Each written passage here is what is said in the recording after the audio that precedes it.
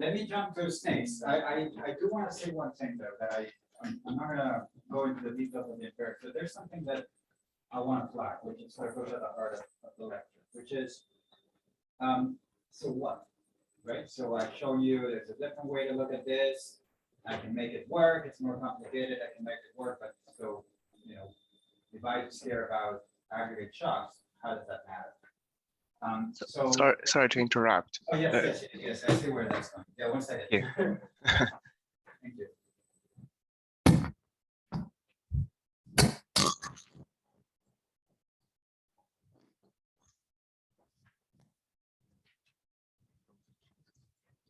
Problem. Okay, hold on. Hear that with the tone. So, do you hear me while I speak? Yes, thanks.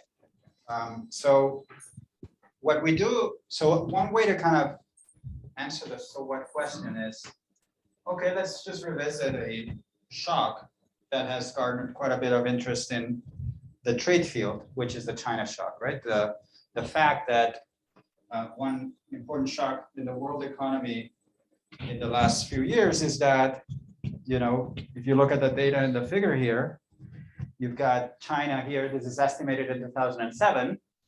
If you look at 1997 data, China is much more to the left. Okay, you might say it's also like 6 times higher, but it's certainly trade costs, the iceberg trade costs are much higher. So we basically look at the shock of moving from here to here, China. And the standard thing that comes out of, you know, classical theory, Concordum, Mallett's frameworks, etc., is this sort of natural import competition shock that basically China grew and then it took market share away from other countries. In our model, it's much more subtle. So we walk through the counterfactual, and there's a lot of compositional effects and a lot of gross versus net effects. Firms that are large, that's selected into importing from China as a result of the shock, they scale up and they increase input purchases from all countries. They increase manufacturing demand, manufacturing employment in the US. The decline in manufacturing employment, it's not because of the large guys that actually went and sourced from China. It's actually coming from those that didn't go. They didn't go, they didn't benefit from that.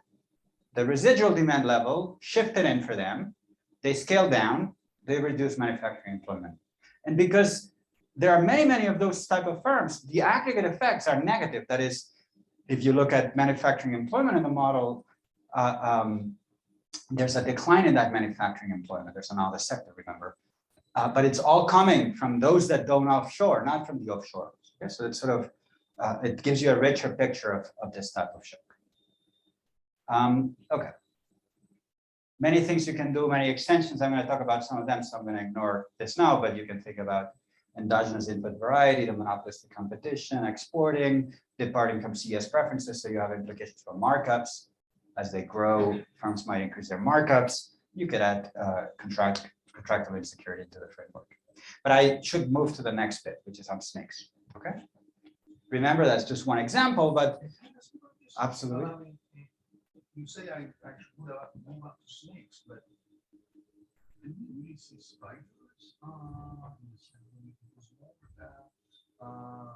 Not so much about the leg of the spider, but just whether the country imports from another country, no?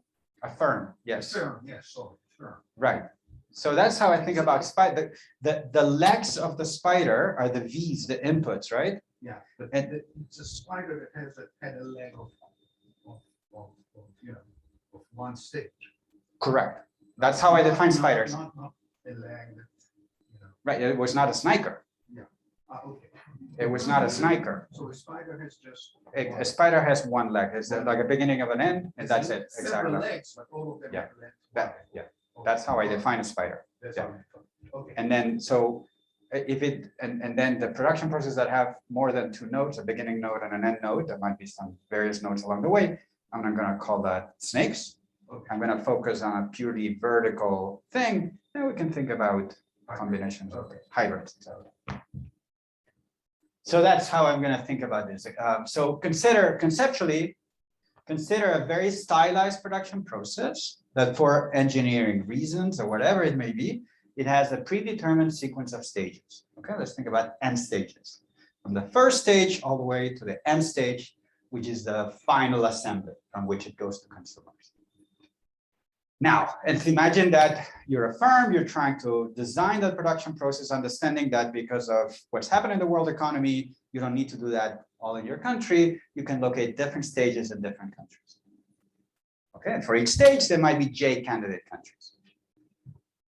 And the productivity with which those stages can be produced in various countries could be heterogeneous in different ways. And now imagine that you start with a world without iceberg costs, without trade frictions. Okay, so how would you solve that problem? You'd see that you need end stages to be produced. Suppose they're produced with labor. You're going to look at wages in different locations. You're going to look at the unit labor requirements in different locations. And stage by stage, you're going to choose the minimum cost location.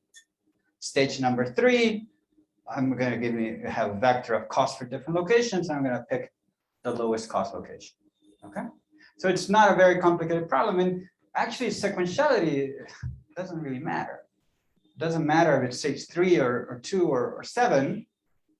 I'm still just minimizing, choosing the minimum of a set of costs. If there's multiple countries, you must how do I make it work?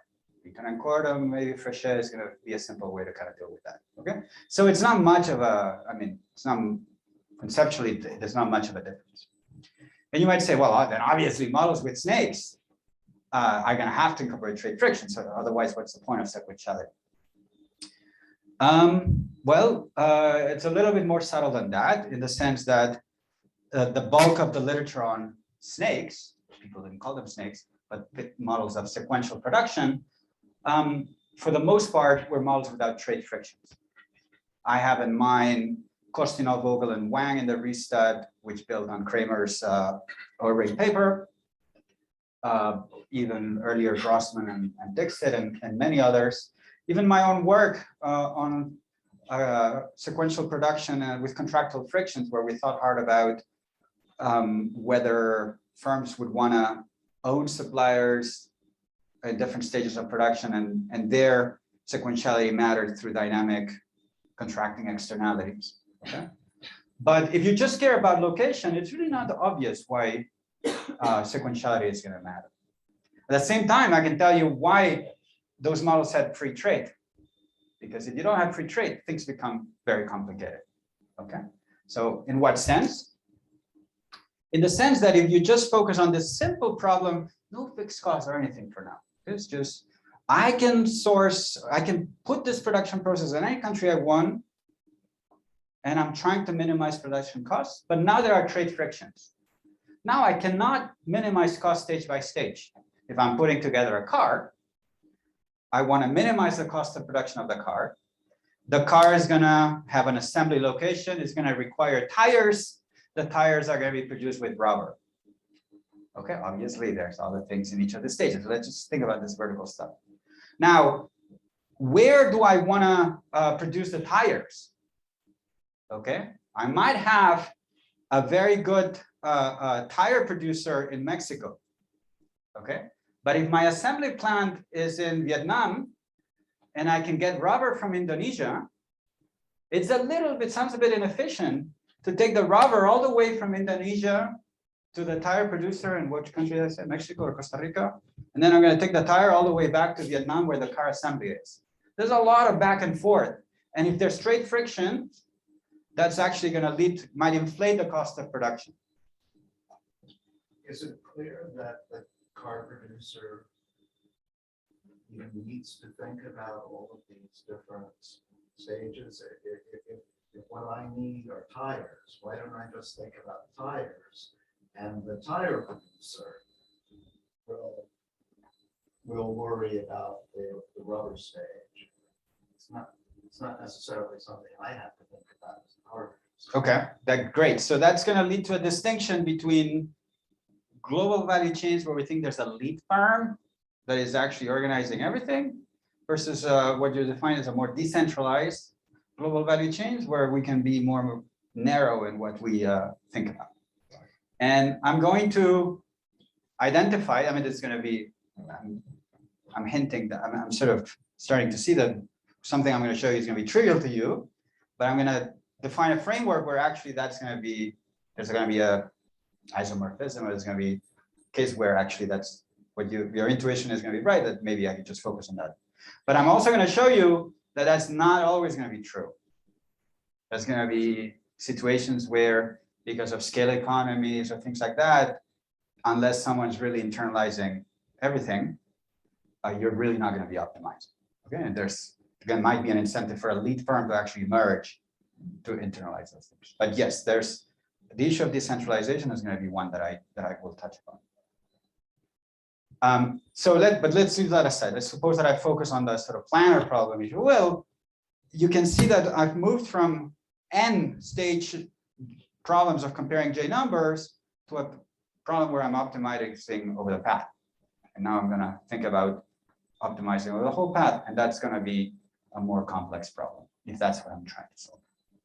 How can you get the information about state without talking about the? Say that again? How can you get the information about stages, like how many stages can you produce production? Yes, without, How can you get the information? who am I? I mean, what is this, an empirical question, or is this a researcher question? This is the workshop on economic theory, remember? Yeah, right. But you pick this model into the calculation, right? Yes. And how you do that? Okay, so let me defer that question. How do you pick n? Yeah, I have an answer for that. It's a bad answer, but I have an answer. So let me, because it's a bad answer, I'm going to defer it, and hopefully I'll run out of time. No, just kidding. I'm going to come back to this. It's a good question. I'm wondering, following Eric's question, you don't think that this thing of particular solving for the optimal path is something that the market is solving? So, you know, if something is not done efficiently, someone will come in and do better. That's okay. So I'm 100% agreeing with you. So the lead firms here would play that role in situations where that coordination is relevant. So I'm going to identify, I'm going to show you situations to manage expectations. I'm going to tell you, I'm going to set up a model in which the market will work and we'll do it. It took us a while to get there. And for reasons that if I have time, I'll tell you. Sometimes it's interesting it's a bit humbling, but it's good to see the intellectual history of a paper where you kind of started somewhere and then later realized that maybe it was too complicated. But I'm going to also try to make it clear that there are features in the data, like scale economies, big fixed costs, and things like that, that suggest that thinking about lead firms is actually quite important. That in some situations it might actually be important. And it connects with things, remind me your name. Deshara. Okay.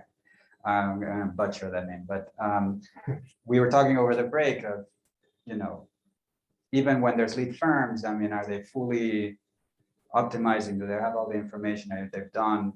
They do not. Might that lead to kind of problems? And we might find ourselves right now precisely in one of these type situations where firms had a good sense of not just their tier 1, but also tier 2 suppliers, but tier 3, maybe they didn't know a tier 4, let alone. And you would have thought, well, who cares? They don't need to, but maybe there's a sense now that they should have. That sort of maybe tells you that the market was not actually, I'm not sure that's true or not, but there's at least a potential or the sense among people that. Is it right that in a sense you're connecting to general literature about what is done in the firm and outside the firm, and you kind of have a kind of intermediate situation where there would be some firms, but there would be one firm that would in a way coordinate actions?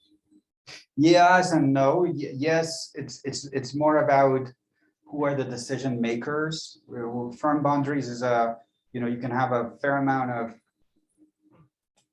decision rights, if you will, without ownership rights. So I would be wary of saying that I have much to say about firm boundaries in this paper. For Yes, once, and I the understand. frictions that I have are not contractual frictions. If you go back There is to a player here who has a Yes. distinguished correct, role. yeah, correct. All- Whether you want to say that as a firm boundaries or not, no, but that is. Yeah, okay. I'm going to mostly focus on this lead firm.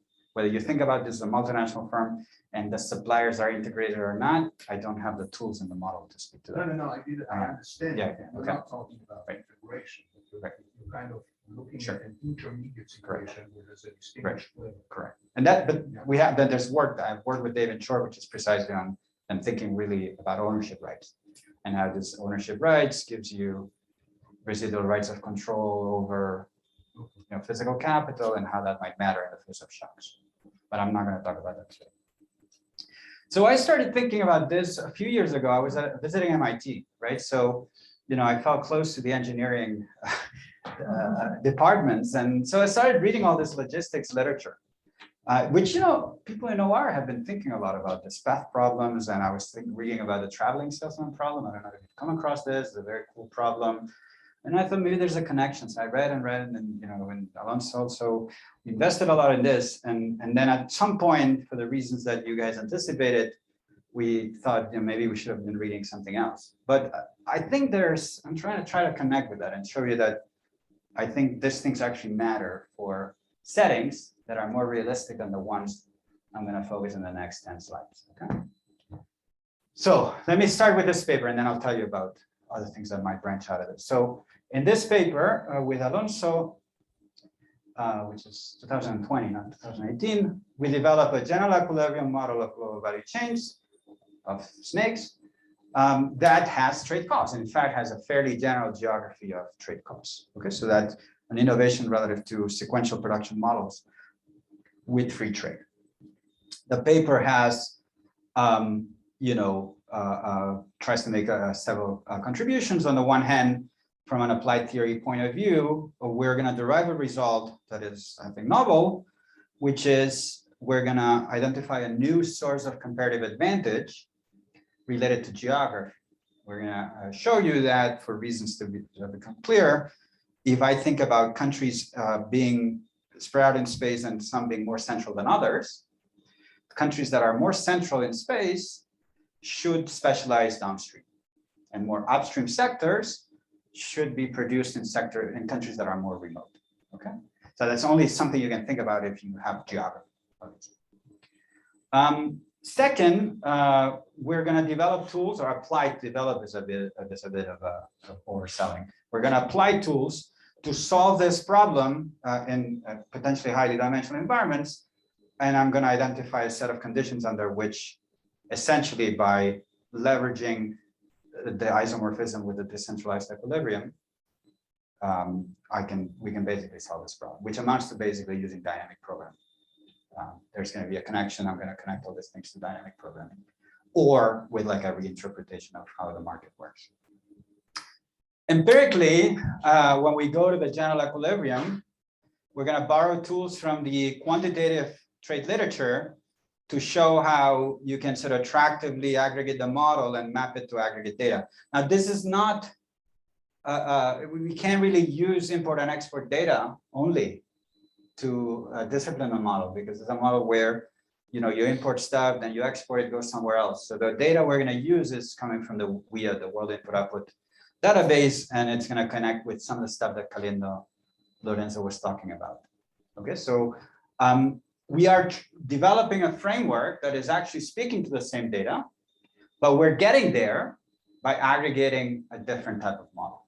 Okay, here's this a roundabout model. This is going to be a vertical model, and I'm going to hopefully kind of connect, how is it different, and what do I like about what he's doing, and what do I not like about what he's doing. Okay, and you'll see that for reasons that are going to become obvious, this hat algebra tricks that they use to kind of quickly estimate the model into counterfactors is not something that's going to work here. So we're going to actually have to structurally estimate the model.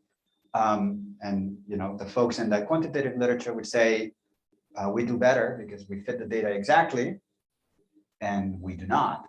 Okay, anytime you structurally estimate the model, you're kind of minimizing the distance between model and data, but you're not going to nail it.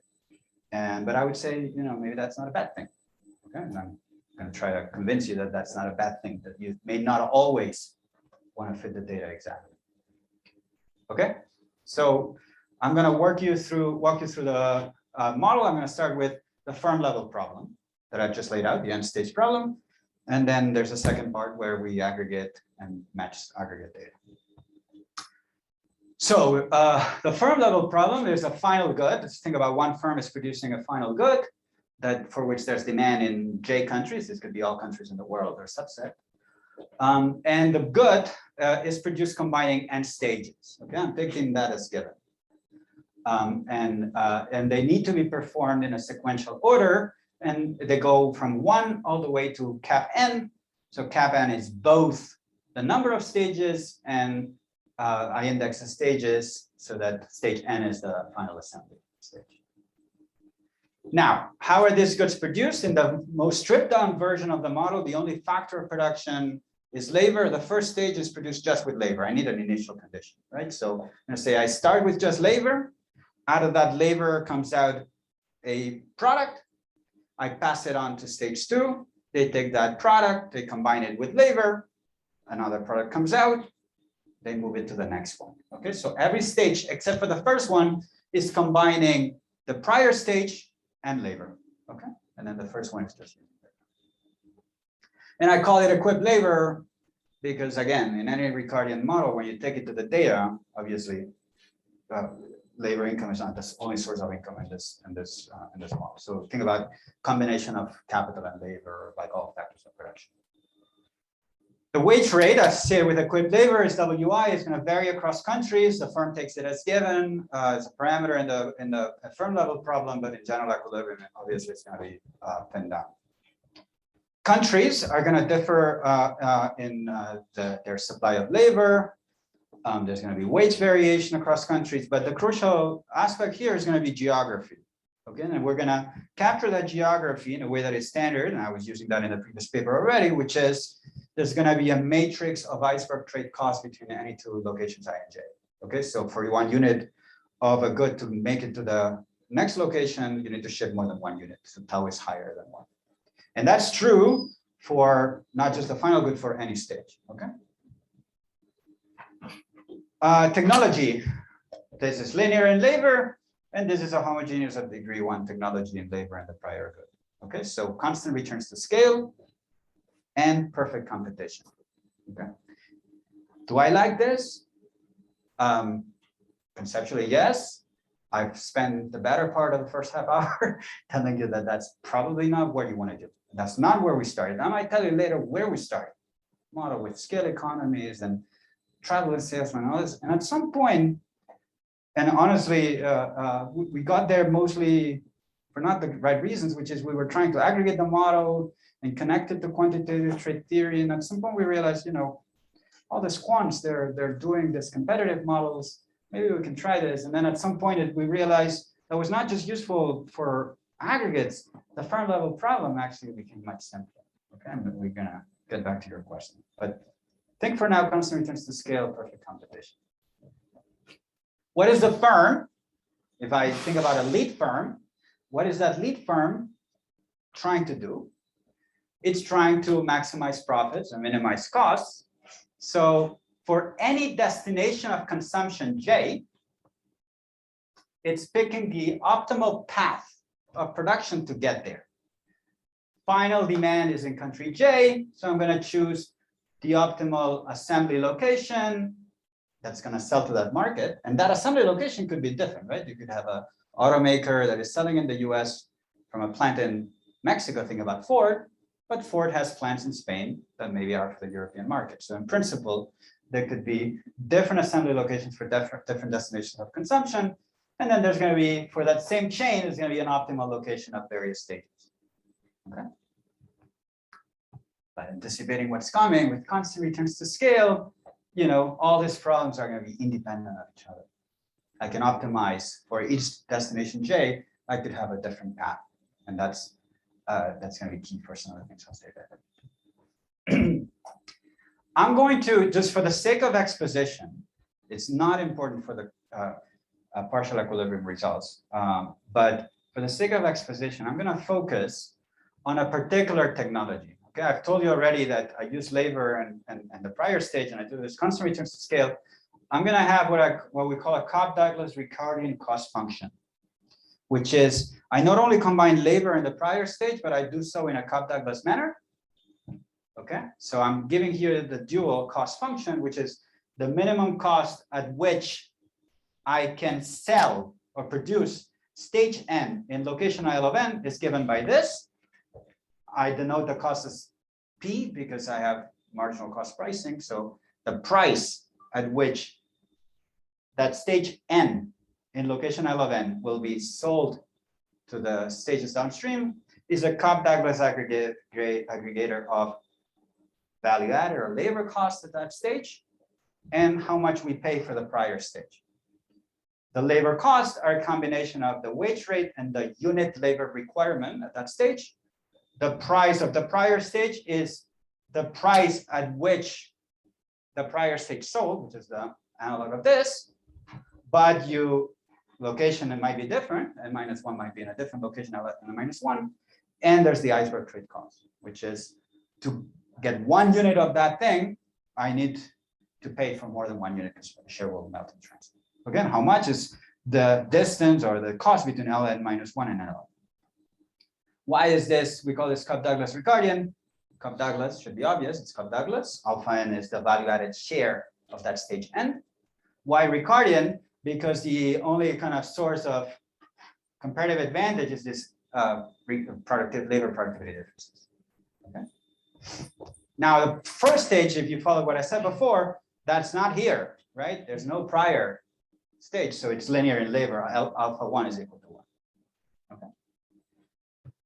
And you're going to have this cost function.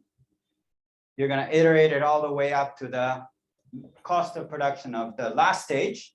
And then the price that consumers in country J are going to pay for that good is going to be the cost of production at the assembly location, final assembly location, times the trade cost of getting the good from N to J. Okay. So let's minimize this object, right? So if I focus first on the lead firm problem, you can basically iterate this cost function and solve for the cost function of the whole chain. And that's going to look like this in this Cobb-Douglas case. The cost of production of selling to country J following a given path LJ1, LJ2, all the way to LJN is this object. What is it? It's a Cobb-Douglas aggregator of labor costs in all stages and an aggregator of all the trade costs that you've incurred in the chain. Suppose I have free trade. The taus are all 1. Okay, I kill this. I end up with an aggregator, a Cobb-Douglas aggregator of labor costs. I go back to what I told you before. I can solve this problem. For each stage n, I'm going to choose the minimum of this. That's a very simple problem. It becomes complicated when I cannot only do that, I need to bear in mind the path of trade costs. This is where the path problem arises, okay? And where it might not be optimal to produce the tires in Costa Rica, because that option might be entailed with high costs here, because I go back and forth, okay? So that's what you see here. 2 lessons that come out straight from that. The first one, this dimensionality, turns an NJ problem to the J to the power n problem, okay? Very big dimensionality. But see next slide, which is what I'm going to come back to your question in a second. Second point that you can see just staring at this problem, which is, notice that the trade costs, they compound along the chain. But notice that how trade costs affect the overall cost, it's stage specific. The impact of an increase, a percentual increase of trade costs on overall costs, it's not the same for all stages. You're not just multiplying all the steps. You have this beta n here, which is given by this. And you can easily see that the betas are rising along the chain. That is, the benefits of reducing marginal costs, or the cost of incurring high costs, high transfer costs, they get higher and higher as you move down the chain. Okay, and that's obviously going to be at the core of this downstreamness centrality result, which is, given this, it should not be surprising that we're going to show you that you really want to make sure you don't incur very high costs down the chain. What is the reason for that? What is the reason for that? Does anybody know? Why does it matter where you incur the trade cost?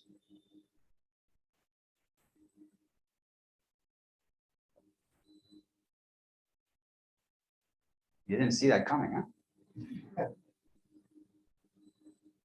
But downstream, you've already created a lot of value. So, Exactly. The key is I'm defining trade costs as affecting, as being percentage to the gross value of the good, not the value added that's created at that stage. When I buy an iPad from China, it would be great to pay tariffs only on the Chinese value added, but that's not how it works.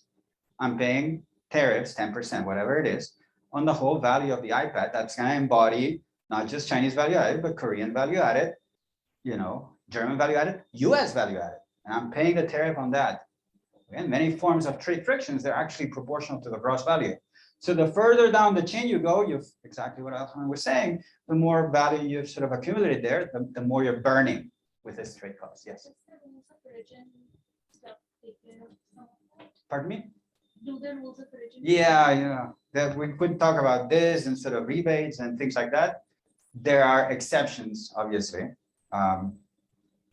but you know, I don't know how important, how much those things are going to aggregate. And trade costs are not iceberg. I mean, there's obviously a lot of things that are outside this, but I don't think that's. I mean, I think that's tariffs very often. The bulk of tariffs are going to work like that. It's not just tariffs. I mean, if you think about it, insurance, that's another big cost of trade. Even, even transportation costs. This work that Steve was talking about yesterday, the Cut City's work on the shipping industry that shows there's surge frictions. There's a lot of bargaining that's going to generate a covariance, a correlation between value of goods transacted and the fees that the carriers are going to charge. Okay, so there's lots of reasons why you should see a correlation like that in the data. We're making it perfect. That's not how the data is for sure. Okay, so that's two things you learn. So why you might say, why are you complicating your life here? I mean, why are you thinking about this lead firm problem? Okay, and there's a reason why we did that. It's not a good one, but I mean, that's how we got into the project. But you might ask yourself, what if there's no lead firm that is coordinating the whole value chain? Okay, what if, there's a value chain that consists of a series of nodes where the agents are basically doing two things. They're hiring labor and buying the upstream stage in a way that maximizes their price, minimizes their costs.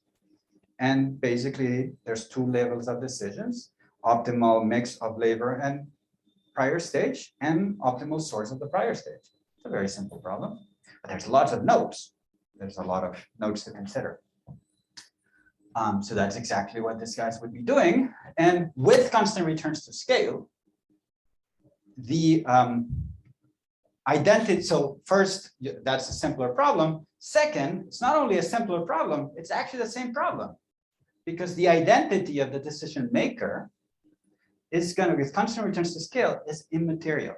I might as well think about that decentralization as the lead firm having read Stokey Lucas or something like that and using dynamic programming to solve the problem as a sequence of stage problems. By the principle of optimality, I know that I am going to end up with the same solution. And you can show that instead of picking the best out of j to the power n paths, there's a sequence, there's nj computations that are going to give you the optimum. Okay, so I'm not, in the interest of time, I'm not going to walk you through this, but essentially you can illustrate why you can, starting downstream, you can basically, there's a very simple application of dynamic programming that is going to lead you that. Or if you don't want to do that, you might as well say, I just like the decentralization. Forget about it. I want to think about the market mechanism. Now, I think that's useful for the following reason, because briefly, this very much relies on constant returns to scale. If you have a situation where there's scale economies, what might be optimal for a given path might be a function of whether there's other paths that are going through the same node. The efficiency, the A's, the efficiency of nodes might actually be endogenous of what what's happening with other chains. And if there's different agents that are making decisions, they might not internalize that, and you might end up with solutions that are not optimal. So we started with a model with scale economies. So we didn't think that was going to work, but obviously the moment we went with constant returns to scale, that proved to be a useful. Decreasing returns to scale should be okay too, right? Just increasing returns.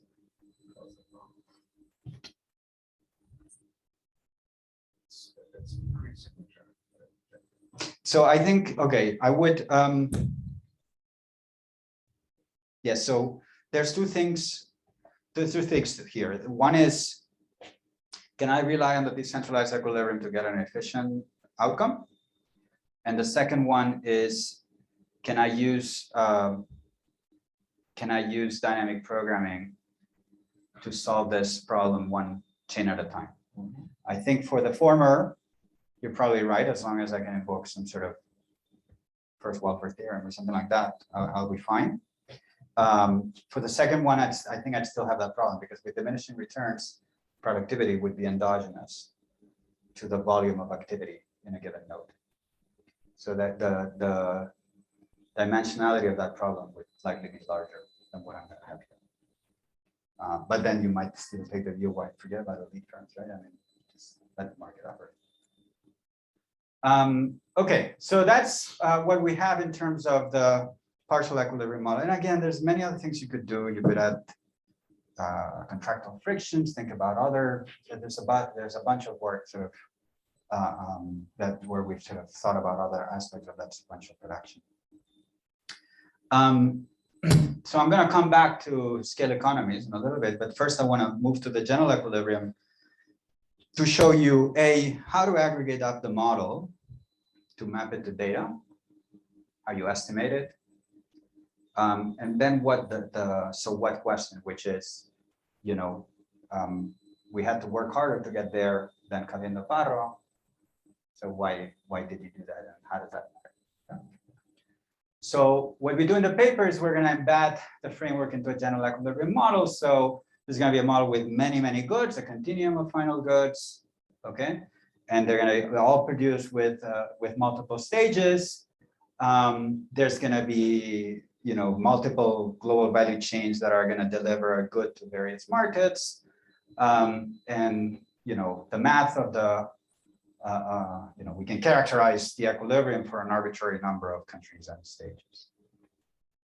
Turns out, I'm not going to spend a lot of time on that, but it turns out that we ended up with a strict generalization of the Eaton and Cordon framework, in that when we go to the case n equal to 1, we get exactly that's Eaton and Cordon. So that's useful for understanding what multi-stage production, how it shapes some of the quantitative stuff that comes out of the framework. What's new? Well, it's the model's going to speak not only to the gains from trade, the real income implications of trade, but the model is going to tell you, it's going to give you endogenous specialization along chains, how upstream or downstream of countries are. It's a function of their geographies, how if you have changes in policy, changes in trade costs, changes in technology, how that's going to reshape global value chains and move countries up and down the chain.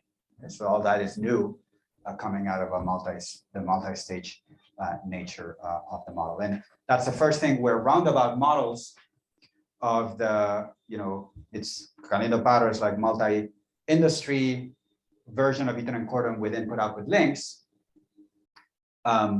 It's really hard to think about these things there, because these are models where firms spit out output, but it's the same output as used either as consumption or as an input. There's no clear distinction of output for its intended use. Okay.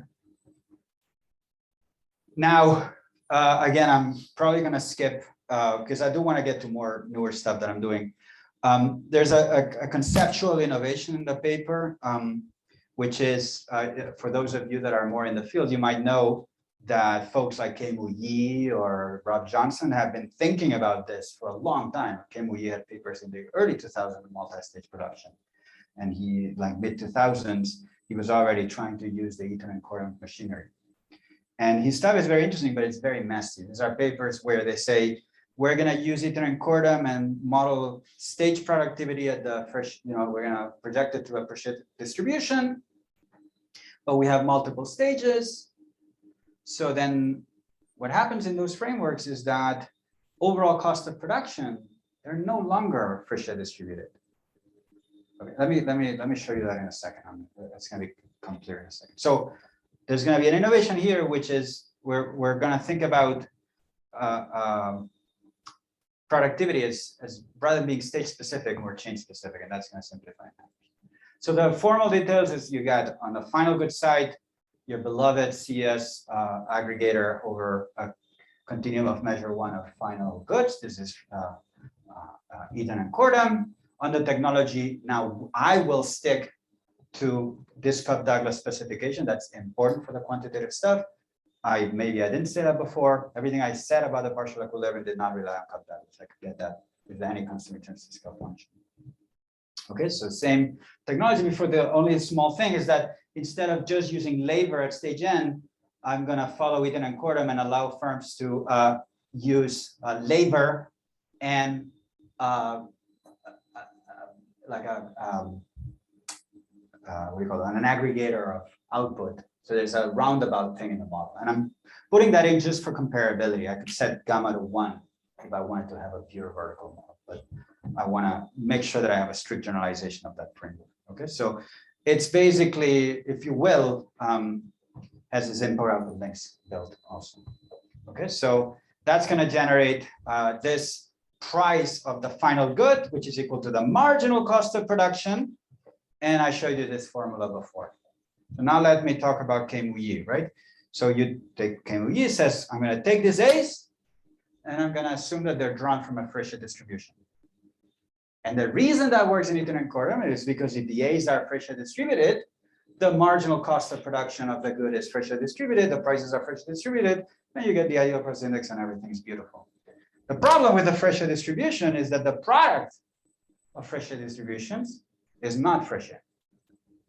You might say, well, just do a Leontief, maybe the sum of Pareto distributed is not Pareto distributed. So they, like what those folks had done was basically follow Eaton and Cordham, but that didn't give them any tractability. So yeah, you can put a function here and then use the computer to kind of aggregate and then simulate, and there's a complicated simulated method of moments estimation. But at some point, maybe they should have paused and think, what am I getting from the Pareto? It's not like somebody went and looked at the data and they saw that the Pareto distribution matches things well. There's no, as far as I know, there's no evidence whatsoever that tells me that the A's, it's more empirically plausible to model them Pareto than say log normal. It's just a trick. You have micro foundations, but empirically, if anybody's seen that, let me know. I don't think there's any evidence for that. So you could have done log normal, could have done anything. It's just computer. So what are we going to do? Expose this going to look trivial. It's like, why do you insist that this is Pareto distributed? Maybe not. Why not model this Cobb-Douglas aggregator of the A's as being Pareto? That is, I'm going to set up a chain. I'm contemplating a chain that's going to go from Korea to Mexico to the US. And there's going to be some marginal cost associated with that chain. And that marginal cost is going to be shaped by the state of technology in Korea, the state of technology in Mexico, the state of technology in the US, but there's going to be some noise around it. And that's how I'm going to think about productivity at the chain level. Once you model productivity at the chain level, then you're done, right? Because then the price is the Pareto distributed, and then all the beauty of this thing is going to work out. Okay, so it's not much of a conceptual leap, but it's a very useful one to kind of be able to use all these tricks. Again, that's not the first thing we did. We actually got to the same thing with invoking Eric's favorite interpretation of the model, which is the decentralized equilibrium. If you have a decentralized equilibrium, productivity is Pareto at the stage level, you can actually get the same outcome if you make the additional assumption that firms know exactly their productivity and the productivity of their upstream suppliers, but they do not know the productivity of their tier 2, tier 3, tier 4 suppliers, which is a pretty, I had a hard time when I first presented this, selling this. I think given recent events, it would have been easier to sell this application. Turns out that you can crank through the math, and you get exactly the same thing. Okay, so if you don't like this formulation, it's like Groucho Marx, you know this, that if you don't like my principles, I have others. So if you don't like my assumptions, I have others. This works out as well. Okay.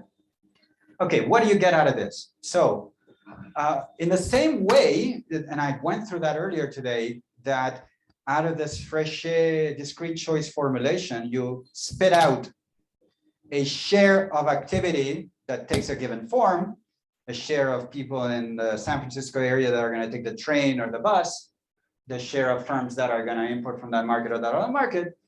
What we're going to get out of this is, out of all the consumption of country J consumers, what percentage of that consumption followed a given path? Okay, there's many, many different paths that would get to consumption in J. The share of spending associated with a given path L is the ratio of this ugly term relative to an even uglier term, which is the sum of these terms across all potential chains. Okay, so you're going to tend to see more consumption from paths that are associated with countries with higher state of technology or lower wages or lower trade costs. In addition, you're going to tend to have higher shares of consumption of chains where in the last few stages, low trade costs were incurred. You have the beta ends floating around here. This centrality downstreamness nexus is built into it too. Okay. So that's neat in the sense that it's a closed form solution. So rather than using the computer to aggregate all this stuff and do a simulated method of moments, there's the scope for a simpler, GMM or a moment maximum likelihood estimation, where I have a closed form solution for something coming out of the model that I can map to a model or to a moment of the data. Okay, so I personally find maximum likelihood of it more transparent than simulated method of moments. There's a slight problem, okay, which connects to the head algebra business, which is as Lorenzo I'm sure showed you in the Newton and Cordon framework and Cadendo Parro, these pi's together with some estimates of theta are sufficient to do counterfactuals. Did he talk about this? Right? So you have the pi's and then you work through some magic math and show that, if you want to look at changes in trade costs, you don't need to estimate trade costs. You don't need to estimate the T's. You don't need to estimate the bunch of parameters. You can do counterfactuals. That in principle is true here with one problem, which is I do not observe the pi's. I observe consumption in the US. I know where that consumption is coming in terms of the prior stage. Those are imports of final goods. I observe some flows of intermediate inputs, but when I buy something, I don't know where all the stages came from. And the customs office is not going to tell me that because they don't know either. So I don't have that data. I cannot use head algebra here.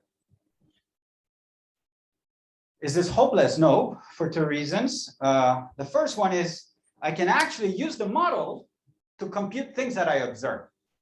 That is, for instance, suppose that I fix the location of all these possible chains. I look at chains where stage N is Mexico. And I sum over all those chains. These are all the chains that were in various countries. They got to Mexico, and then that finished good was exported to the US. The sum is the share of final good consumption in the US that is coming from Mexico. And world input output tables give me that data. And I have a closed form solution for that. In addition, notice that I can look at all the chains that go to all destinations J in which Mexico exactly precedes the US. In those chains, Mexico is shipping intermediate inputs into the US. I can aggregate over all those paths, all those chains over all the J's, and that's going to give me the aggregate volume of intermediate input flows from Mexico to the US, and I have data on that. So again, there's a mapping between things I observe and objects in the model. So maximum likelihood is going to allow us to estimate parameters of the model that are going to minimize the distance between model and theories. Are we going to fit the data exactly? No. So is that a bad thing? No. Did Lorenzo talk about this?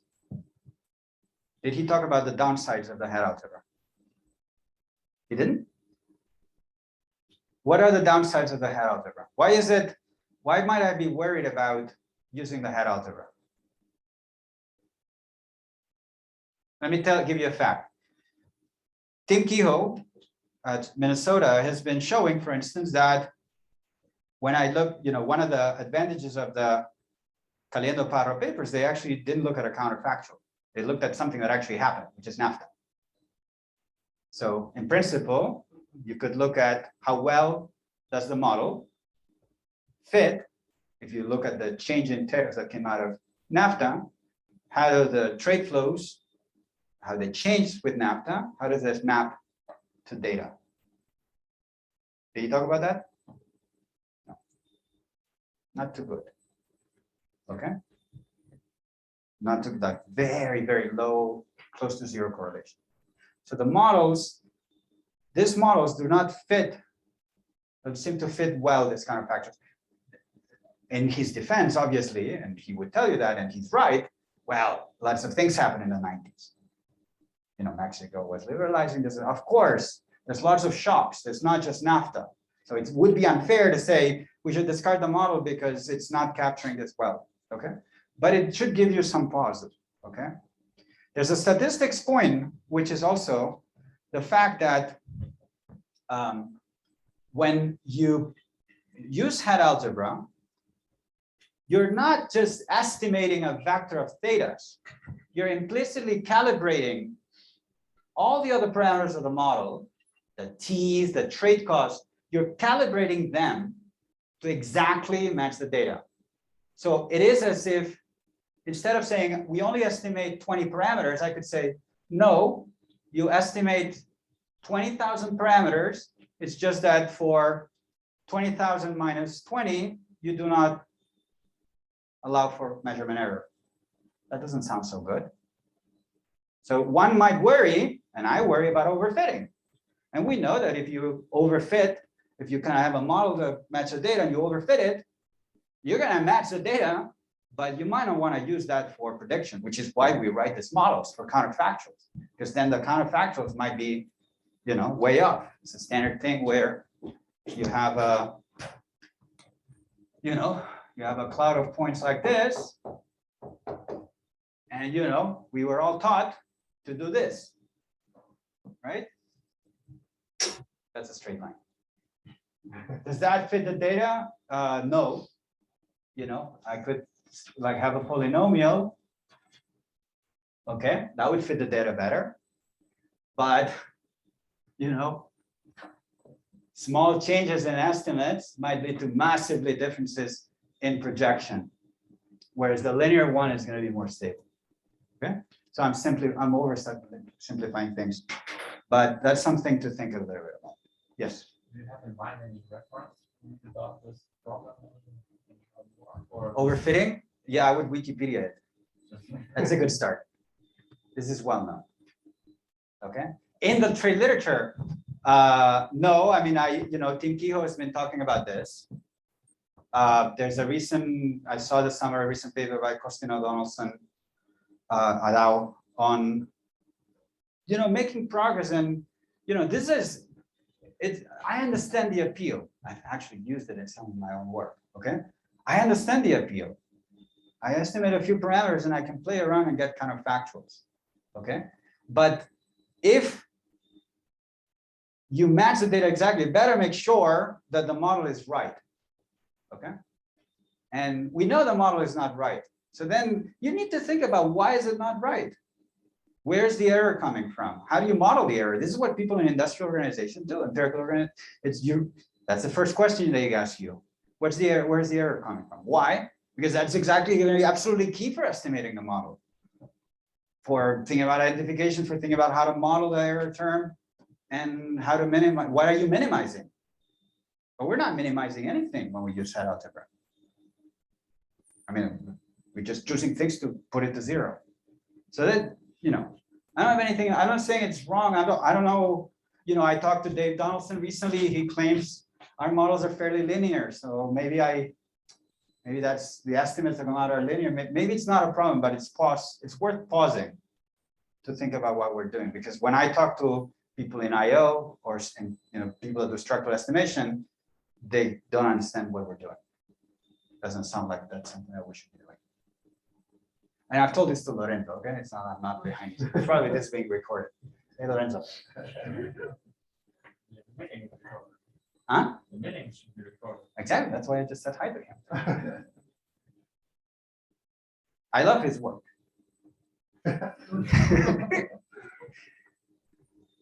Okay, so that's basically what we do. Okay, so we are going to estimate this. I'm going to give you the gist of it, but I do want to move to other stuff.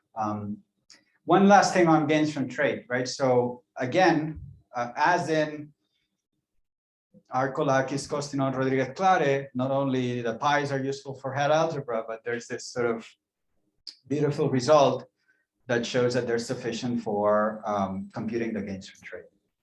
Okay, if you were to go to autarky and you couldn't like buy stuff from abroad, what are the welfare implications? So we get a formula that is actually very similar to what they have, but instead of that being a function of the domestic trade share, right? Steve worked through this, and I'm sure Lorenzo did too.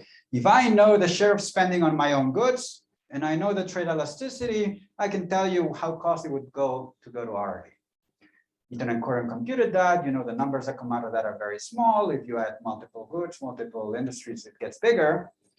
We get exactly an analogous formula, except that what matters is not the share of spending on domestic goods, it's the share of spending on chains that are purely domestic.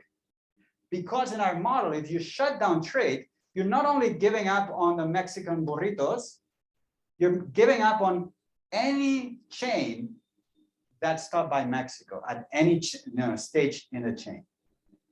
So basically, you're not just shutting down final consumption, you are basically giving up on comparative advantage in all these various stages. So that's going to naturally lead to magnified cost of autarky. Okay, and we talk more about this in the paper by you can see that the gains from trade that come out of our framework are about 60% larger than you'd get in a model without multi-stage production. Okay, so I'm gonna not go over that. Empirically, we do, we formally demonstrate the centrality upstreamness nexus, how indeed the model predicts not only implications for real income from implications of trade, but where in value chains should countries specialize depending on their geography. So we have a result on how centrality in geography should affect specialization, provide some evidence for that, and so on. Okay. On the estimation front, I told you before, we're gonna minimize the distance between the model and the data. The data is what? The data comes from world input-output tables. In world input-output tables, did Lorenzo show you this? Is it yes? No? Yes? No? Okay. So basically, we have information, in a nutshell, we have information on final good flows and intermediate input flows across countries. So when country one produces output, how much that output uses local value added versus value added coming from other countries, same for various countries. And then that generates gross output, the sum of value added plus foreign content. And then from here, you can also read out the total usage of inputs from other, where your output, whether your output is used as an input in other sectors or whether it's absorbed by consumers, okay? So this is exports of inputs, these are exports of final goods, okay? And that's what I said, that I can match, I can look at US data and I can see how much I'm importing from Mexico. Is it final goods or is it inputs? So these are the entries that we're minimizing the distance from, okay? And so we do that for the world input output database. As you may know, it's the highest quality data we have. It's very complicated to build this thing, okay? So it's, I tell my students, I spend a whole lecture telling them how this is built. The best way to describe it is it's a sausage. It's a sausage because it's tastes really good, it's amazing, but you don't want to know how they built, how they made it. If you knew how they made it, you'd want to become vegetarian. Okay, so not quite, because I use it because that's a more careful version of it. But to do that, you need to focus on like very few countries. So 43 countries out of 27 of them are European. It's a very boring data set. There's like no African country. There's maybe one Latin American country. You know, it's you want to think about development issues. This is not the right data set. Yeah. There's other data sets like EORA or OECD that give you data for 190 countries, but that's really like the sausage you find on the street. You know, I mean, you really don't want to know how that's made. I'm working with this kind of sausages on the GitHub database. Okay. And my usual question is like, which country should I normally pick? So my kind of temporary solution is trying to pick the top countries, ranked by GDP, the total GDP, and then I'm trying to kind of remove the countries for which the conditions are too strange or like or non-existent or some problematic. So could you maybe tell us a little bit how do you choose this 43 countries? Or do you skip some? I didn't. I mean, this comes from World Input Output Database. This is the WIA. This is the WIA. This is constructed in Groningen in the Netherlands. So it's a subset of the GTAP countries. And I mean, I think the criteria is they want to make sure that their input output. So, okay, let me step back. How do you build this? You're going to use customs data, but you're also going to rely on input output tables. And you're going to rely on assumptions. There's some proportionality assumptions that are built into this. And essentially, better data sets are those where more micro level data was brought in to reduce the set of assumptions that you need. I'm trusting the Dutch folks to have found the right balance. Okay. You pick all the countries, like all the 43, because I don't know how many countries. Sure, they are. And I would like more. Why? Because, you know, I think these models are, I mean, it's fun to work with them and to think about gains from trade for the US. But, you know, anytime you write down global value chains in a paper, you get started, you know, you start to talk to people and they ask you, you know, I'm from Cote d'Ivoire, Ivory Coast, and what should my country do to kind of participate more in value chains? And so there's a lot of interest in development and how do you kind of get countries in and like move them up and things like that. And we just don't have good data for that. That's my point. Yes. Do you estimate trade elasticity is also structured? No. We we do. So yes and no. we brought them in. So we estimated some elasticity upstream and downstream to infer from that the alphas, because the relative size of those are a function of that. But I think ultimately we also relied on like standard values. So it's not, you know, that's something I also I tell my students all the time. That's something that I think our field should do more. And this is we fail on that front, which is we often borrow too much parameter values from other papers. Okay, which is, you know, in some cases, if you have no data that speaks to that moment, okay, that's the best you can do. But very often you can do better than that. So in some contexts, the trade elasticity might be very different than what Costino or Rodriguez did or Calindo Paro estimated. So I'm sympathetic to that point, but we would get like a D minus based on that in our paper. It's the value chain of academic papers. A value chain, Of academic papers.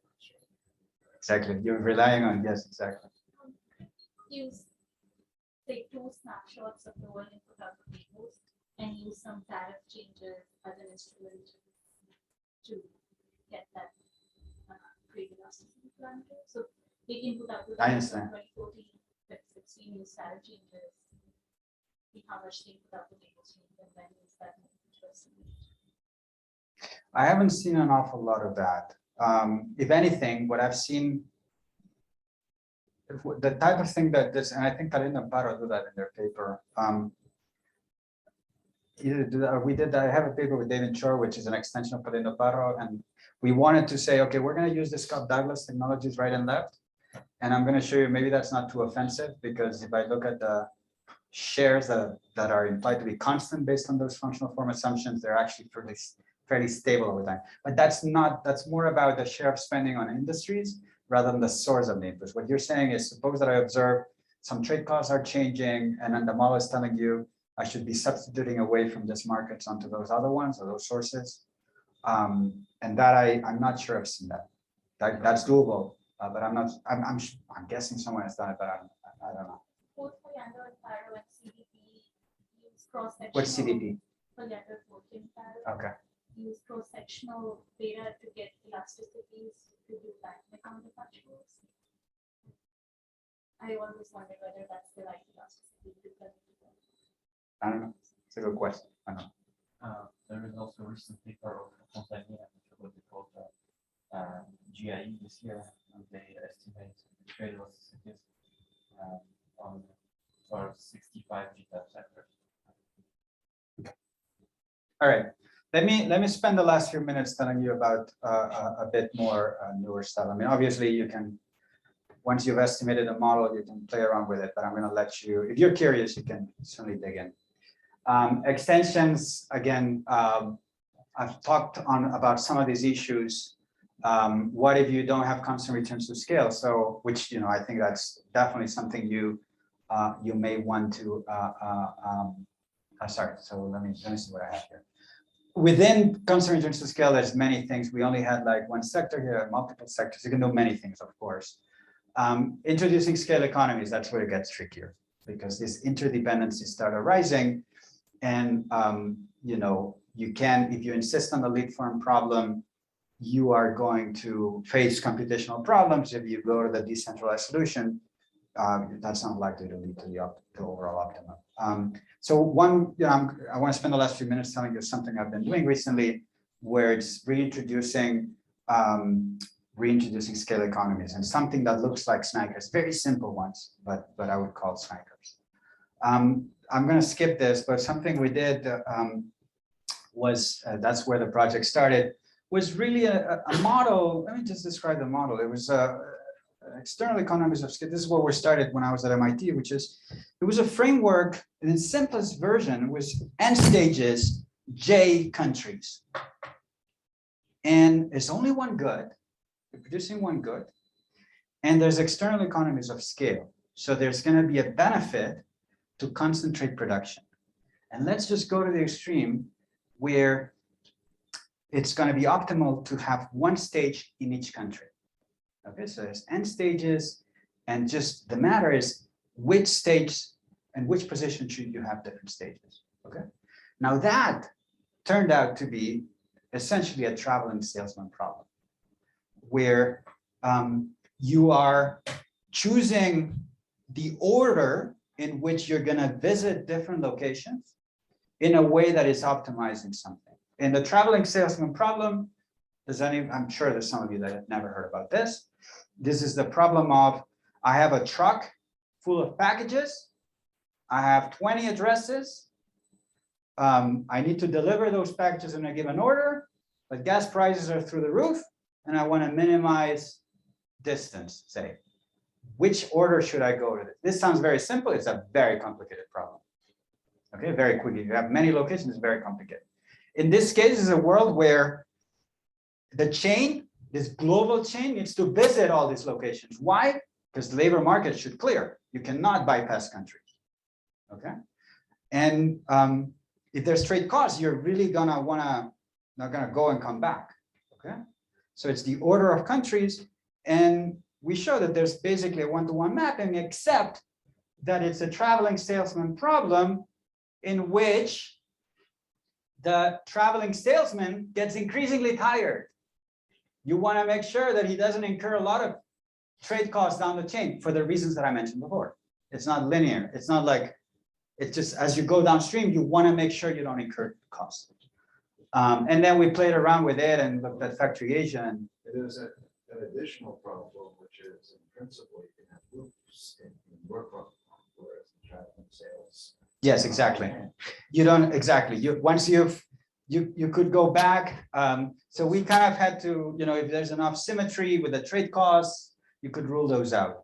But it was a little bit hard to generalize that for the reasons that you're thinking about. Plus, if there were more stages than countries or the other way around, then it was more complicated. But Alonso actually had a beautiful note where he showed you could kind of make it tractable. The problem is, how do you scale it up to macro? That's where we gave up on this. But we even played around with like what would be the optimal chain in factory Asia, where we could actually plot, with brute force, we could solve this problem. And it said like assembly should be in China, not here, it should be here. So why is that came out of the simple thing we did? Well, because China is the most central location in Asia. Why? Well, it's close to Korea, it's close to Taiwan, it's close to Japan, and it's extremely close to China, which is a very large market. Okay, so but to get there, you'd start like in the most remote place, and then that's what came up. Anyway, don't take that very seriously, but it is doable. I mean, maybe low dimensional, or thinking about what Eric was saying before too, which is maybe give up on fully optimization and just think about what people's in logistics might be using, what algorithms they might be using. Maybe that's one way to model this and go with the flow. And then you can have models where really you have scale economies, which is quite relevant. 18 minutes or 17 minutes. I'll just give you a flavor of where in this agenda where we are. And this is joint work with, again, Ford and Tintelnot, and a student of mine at Harvard, Evgeny Farid. Okay, so the motivation here is, again, this notion that, as Isabel was telling you, trade flows are dominated by very large firms, and with the additional fact that these very large firms, they're not just trading a lot, but very often they're multinational corporations. So if you want to understand the effect of trade on US labor markets, on US manufacturing, I think it's very important to think about importing from China, China shock, Otto Dorn and Hansen. Might be important to think about exporting, but you might also want to think about the fact that these large US companies, they have global operations. And maybe it's not just shocks in the US that are going to matter, but if the European market is created, that might affect their whole geography of production. Maybe they're going to start setting up plants in Europe. That's going to have an implications on their operations in the US. Maybe as they move to Europe and they set up assembly there, they're going to realize that they need suppliers that are closer. The whole chain should move closer to Europe. And then once they start operating in the Czech Republic, Slovakia, Hungary, those same suppliers might actually become suppliers for the US operations of those companies. So thinking about how these firms have global operations, even thinking about the trade flows, bilateral trade flows might be shaped by third countries because of this global operations of these companies. Okay. In this particular project, where there's a first version of it on my website, we're going to focus on this interaction precisely between assembly and suppliers. Okay, so it's going to be a model in which there's going to be inputs and final goods, as in a first paper I talked about today. Okay, Antrust Ford Tintelnot. But instead of the final good being non-tradable, we are going to allow the firm to assemble the goods in various countries. And that's sort of think of it about snakes, the idea that when I sell goods in the US or in Europe, I might want to follow different paths to get there. Okay. And that's novel. I mean, obviously it connects with the global sourcing literature or the spider literature, but it also connects with the whole literature on assembly of multinational corporations. I don't think anybody's talked about this in this set of lectures, but there's a very large literature on what we call horizontal or export platform FDI. How firms, when they have demand abroad, they realize that sometimes the best way to meet that foreign demand is not through exporting, but it's actually by moving production to that foreign location or nearby that location. Okay. So what we do in the paper is provide a unified framework to think about these things. On the data front, I think this is, really where the main innovation is. You'll see, you won't see it today, but you look at the paper. On a modeling side, we are going to take the first paper I talked about today, and we're going to add global production in a way that is inspired by work by Tintelnot. So it's, we're going to get some juice out of that, but it's fairly straightforward. I'm more excited about the data contribution here. Why? Because, and Isabel talked about, I'm sure, French data or Belgian data. We have very detailed data on the export and import activities of companies. We have it for the US as well. In the US, there's an additional data source that has been used in the past to look at the foreign operations of US multinationals. When Ford opens an affiliate in Valencia in Spain, they need to report all this stuff to the US Department of Commerce. So there's a very detailed data set of all the foreign activities of US-based multinationals. Similarly, when, say, Japanese multinationals operate in the US, they need to file information where you learn who are they owned by and if they have foreign activity. So these data sets have been used in various papers, but in separate ways. That is, you have papers on importing and exporting, going back to Andy Bernard, and then you have papers on export platform FDI using the BEA data. In this project, we merged them. Okay, they allowed for that merge. So what we have is, from the point of view of US companies, we now know whether they're domestic firms, whether they're importing, whether they're exporting, whether they decided to have global production. We know they have foreign assembly. Okay, if they did, where are they buying from? Okay, and we can study what can we study? We can study, for instance, one thing that is sort of salient in this paper is to what extent are the global sourcing strategies of US-based establishments shaped by the foreign operations of this company. Let's go back to the first paper. Remember, I derived this share of imports that firm Phi was importing from country J. And it was the ratio of that to the denominator with the sum. And I said, any firm that is importing from these countries has the same shares, right? So should we expect, however, the set of countries that a firm imports from, or how much they import from various countries, to be independent of what else this company is doing in other countries? Maybe not. Maybe if I compare a US firm that operates in the US and Mexico versus another one that has assembly in the US and in, say, the Czech Republic, maybe I would expect the latter one, the US establishment of the latter one, to be more likely to import from Europe. Because they have assembly in Europe, they're likely going to have suppliers in Europe, and maybe those same suppliers might actually be helpful for the US operations of those companies. So there might be a correlation between the sourcing strategies of firms and their global assembly strategies. And that's something that in our paper we document, the extent to which this sourcing, this import shares, the sourcing strategies are correlating with the global operations of firms.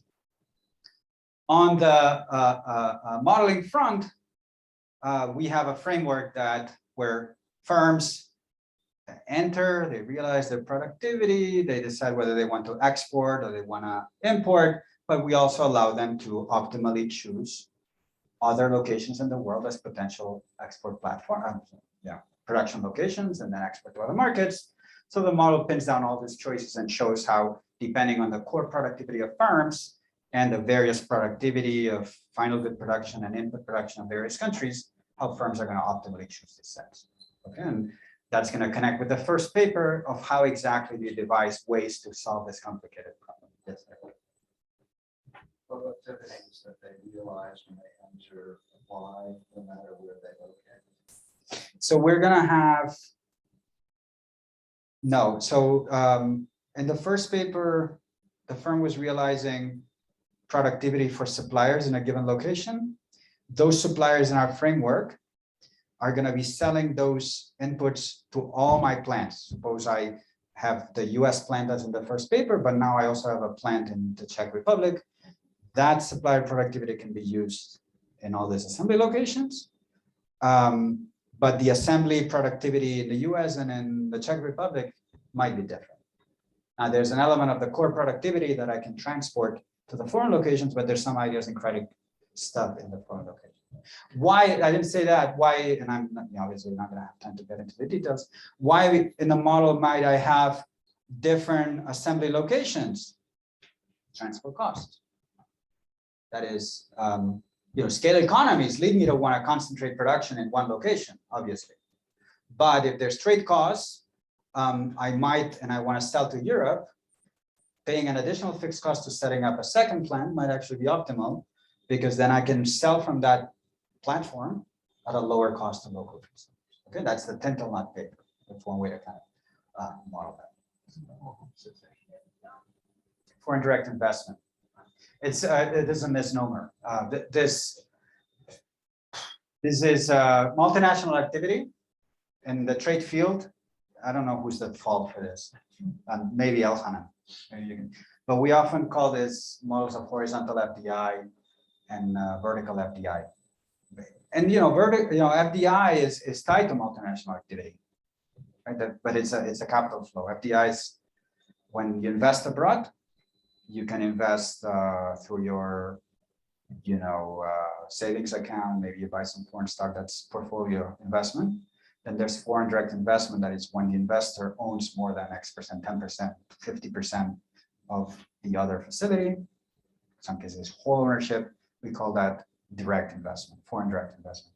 So yes, multinational firms, often there's a lot of FDI flows involved in them, but it's not one-to-one, because for once, multinationals, affiliates often rely a lot on local capital markets.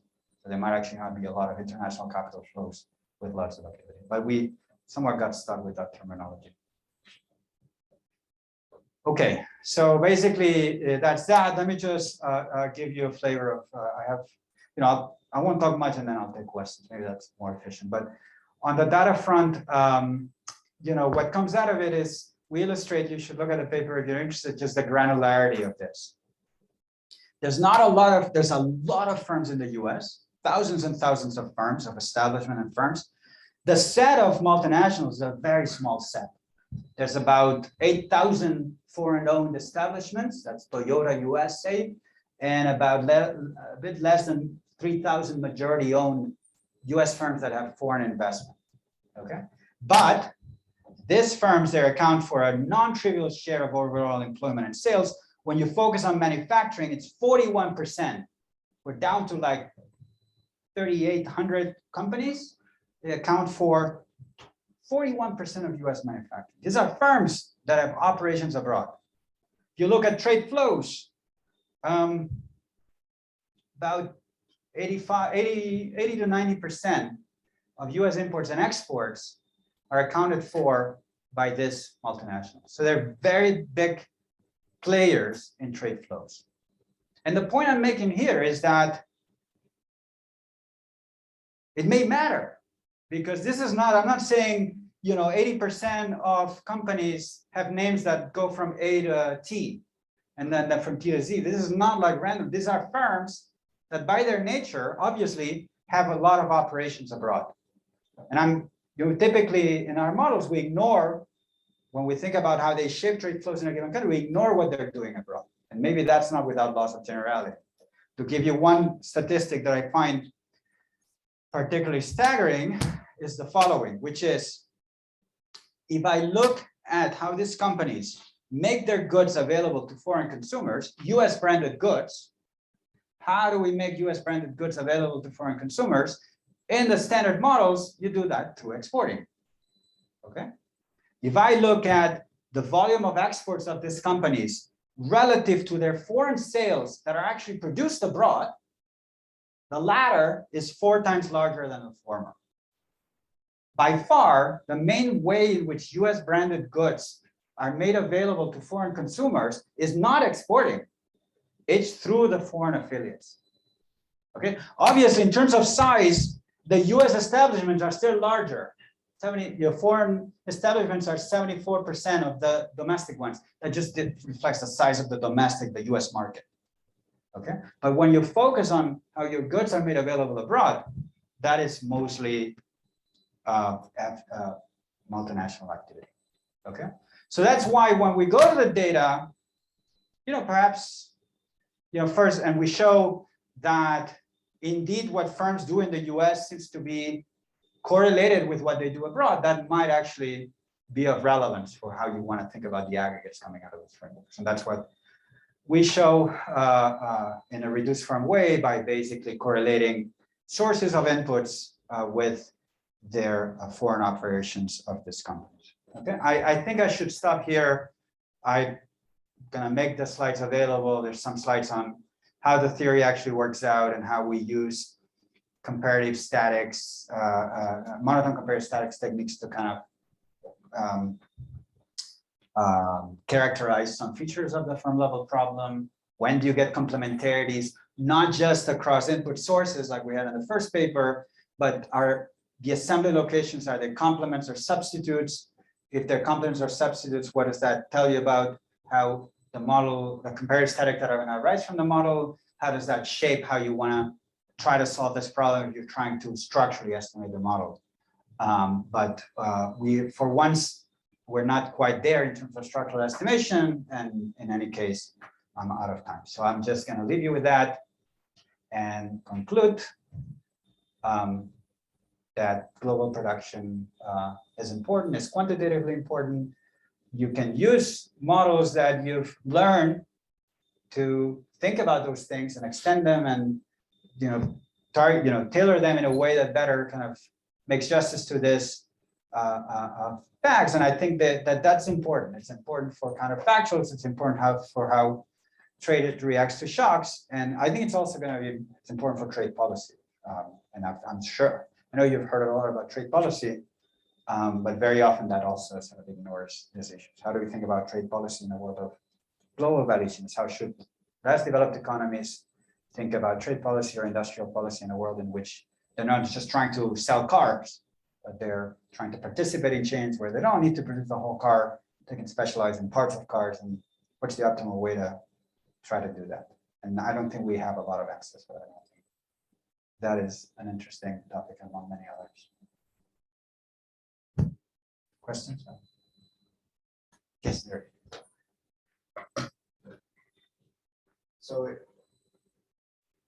as you were saying, rather than exporting my goods, I can set up shop in I can set up shop in Europe and sell to Europe that way. Does your framework allow you to compare that strategy with, say, just spinning off company? I don't need to.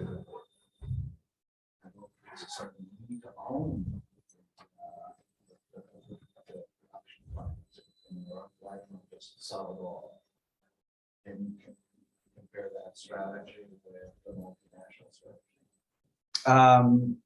So yes and no. I mean, so I cannot get into the issue of subcontracting versus or licensing versus owning, because on the theoretical, from a conceptual point of view, I cannot do that because this is a perfect contracting model. So I think that I would need to introduce some sort of contractual imperfection to think about that, and it's doable, but we haven't done that. In terms of suppliers, we have the data, right? We have intra-firm versus non-intra-firm, and some of my early work was actually precisely using that distinction to think about that choice. There's something we can do though, and I skipped through it, but we have the data, which is, there's something that my co-author Teresa Ford has called factory less good producers, which is a fairly recent phenomenon, and Apple is an example. These are US companies that have completely given up production. Given up production in the US. Okay. In the case of Apple, they've not only given up US production, they've given up owning them, right? Because production is in China, but it's Foxconn, which is not a US owned company. If anything, at some point it looked like Foxconn was going to move to Wisconsin, which is sort of this weird thing. But even it doesn't have to be, there are companies in the US that might still have wholly owned foreign affiliates, but they actually do not produce in the US anymore. Their establishments in the US might be just the R&D or the designs and so on. So that's, in servicing in producing their goods, they've moved everything abroad. They're not doing it. In some cases, they control it, some others, but that's completely allowed in the model. It might be an optimal strategy to actually do that when assembly costs are very low abroad and productivity is sufficiently high. Maybe assembly in the US, it's not something you want to do. So that is there, but not whether it's like Foxconn versus wholly owned. That would we need to put other stuff there.